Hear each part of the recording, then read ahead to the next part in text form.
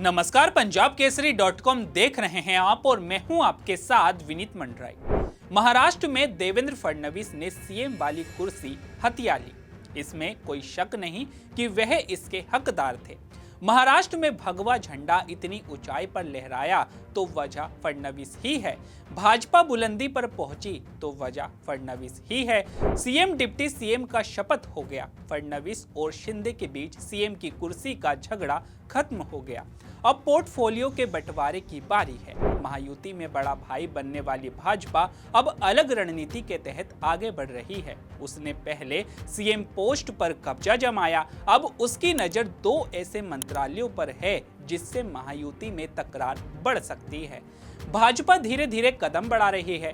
देवेंद्र फडणवीस के अगुवाई में भाजपा फ्रंट फुट से खेलने को तैयार है। जी हां, महाराष्ट्र में सीएम डिप्टी सीएम का खेल खत्म हो गया, मगर टकराव खत्म हो गया ऐसा बिल्कुल नहीं।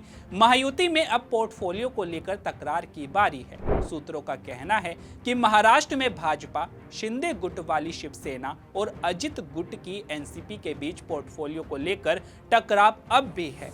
132 सीटें जीतने वाली भाजपा अब अपना दमखम दिखाने की तैयारी में है। सूत्रों की माने तो भाजपा गृह मंत्रालय और वित्त मंत्रालय किसी को भी देने के मूड में नहीं है। वह ये दोनों अहम विभाग अपने पास ही रखना चाहती है। यहां बताना दिलचस्प है कि शिंदे के नेतृत्व वाली सरकार में गृह मंत्रालय देवेंद्र फडणवीस के पास था तो वित्त मंत्रालय अजित पवार के पास। सूत्रों का कहना है कि पोर्टफोलियो का बंटवारा सीटों की ताकत के हिसाब से ही होगा। खजाना और कानून व्यवस्था की कमान भाजपा अपने पास ही रखना चाहती है। ऐसे में खींचतान बढ़ने की संभावना अधिक है। एकनाथ शिंदे की शिवसेना लगातार होम मिनिस्ट्री की डिमांड कर रही है। शिंदे तो डिप्टी सीएम पद पर शपथ लेने को तैयार भी नहीं थे, मगर माना जा रहा है कि वह होम मिनिस्ट्री के वादे पर ही शपथ लेने को तैयार हुए। शिवसेना विधायक भी होम मिनिस्ट्री की लगातार मांग कर रहे हैं। वहीं दूसरी ओर वित्त मंत्रालय पर अजित पवार की नजर है।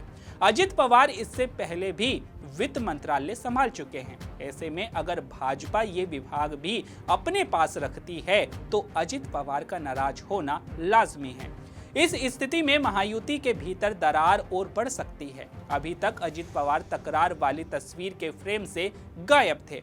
अब तक केवल सीएम पोस्ट को लेकर भाजपा और शिवसेना में ही खींचतान थी, मगर भाजपा अगर वित्त मंत्रालय और गृह मंत्रालय अपने पास रखती है तो तकरार के त्रिकोणीय होने की संभावना है।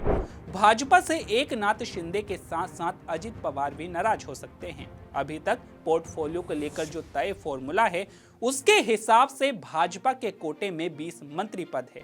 वहीं एकनाथ शिंदे के कोटे में 13 और अजित पवार के कोटे में 8 मंत्री पद है। महाराष्ट्र चुनाव में भाजपा ने 132 सीटें जीती थी। वहीं एकनाथ शिंदे की शिवसेना 54 और अजित पवार की एनसीपी के खाते में 54 सीटें आई थी। तो आपकी इस पर क्या राय है, हमें कमेंट करके जरूर बताइएगा। तो अभी के लिए केवल इतना ही। ऐसे ही तमाम खबरों के लिए बने रहिए पंजाब केसरी .com पर। नमस्कार।